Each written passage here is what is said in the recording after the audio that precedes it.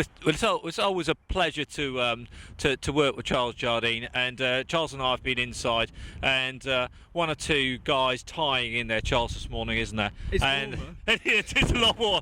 I think Charles and I have drawn the short straw here. Now we're out. We're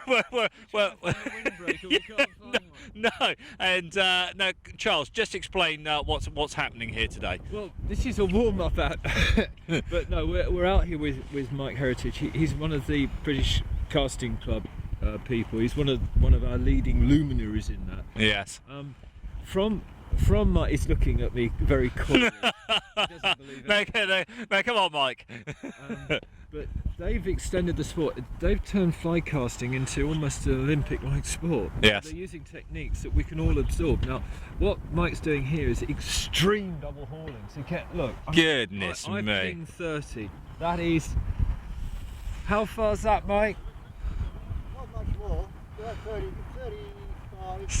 Not much more, 35-ish. Well, yeah, but 35, I mean, to these guys in perfect conditions is virtually nothing. Yes. You know, you're talking about, look, but it's supreme timing. It's like any great sportsman, it's timing. I mean, you look, he's laying that rod back and then pushing it through, but that needs to know an awful lot about your body and your timing and the pull of the line to accelerate that line through the air. Yes.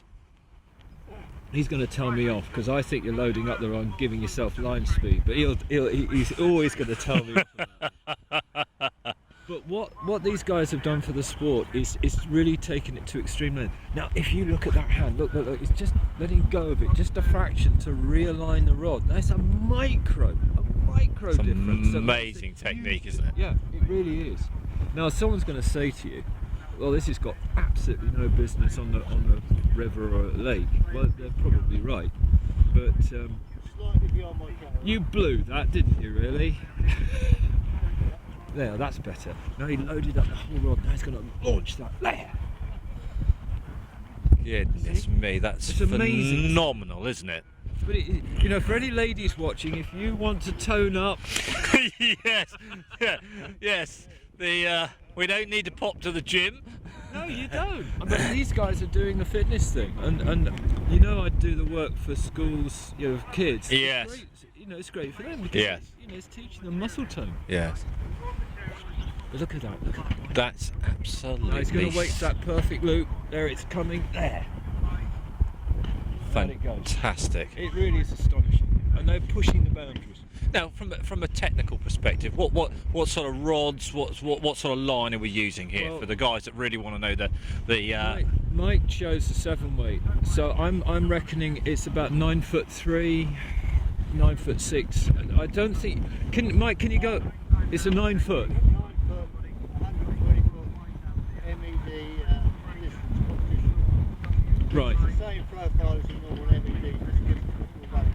Now MED, because no one knows acronyms. Mastery aggregate distance. Right, which is it's a scientific angler's fly line. yes. It's got an extended thicker bit, the belly, which is going to give Mike a lot more weight by his rod tip, and then it will go into a thin running section with less sort of wet air resistance to allow him to do a distance rather like that. Really.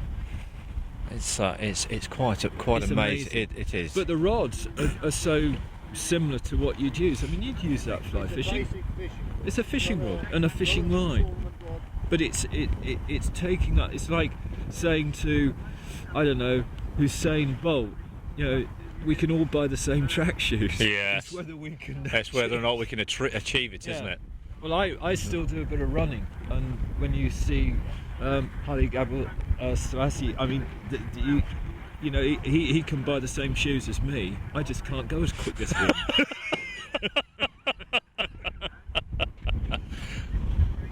He finishes. Yeah, absolutely.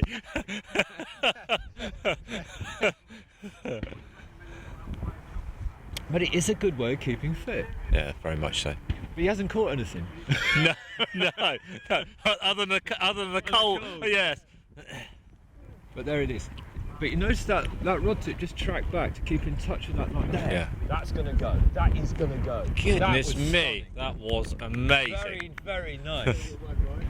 That was very. But you knew it was going to be right. Do they? Like you know, everything was tracking right. Everything was tracking in a line, and this blustery wind, it's difficult. I mean, and that's I think what the general public will not see. We've actually got a good wind blowing here, haven't it's we? horrid, actually. Yeah. I mean, it's diagonal too. Yeah, I mean, yes. it's just everything that Mike Yeah. wouldn't want. Mike's making it look so easy as Yeah. well, isn't he?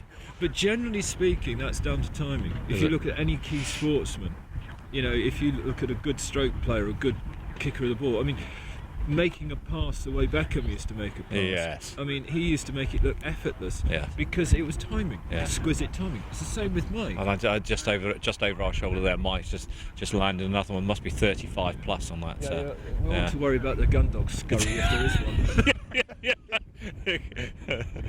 You see about the hat? It's still staying. Yes, and It's amazing. yes. No, there. Is it that you can see the tension in that? Like now, he just lost it a bit, Yes. just a fraction. Now he does a strange sort of dancing technique, which only he's capable of doing.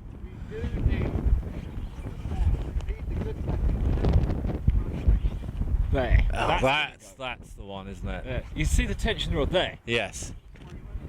I bet that hurt, Mike. Look at that. Yeah. Wind keeps Yeah, no, it's really difficult. Well, Michael, thank you very much indeed for sharing that with us. And again, Charles, pleasure working together. Thank you very much indeed for sharing that with us. You're warmer than me. Yeah. And we can, I think we'll all retire inside now. I think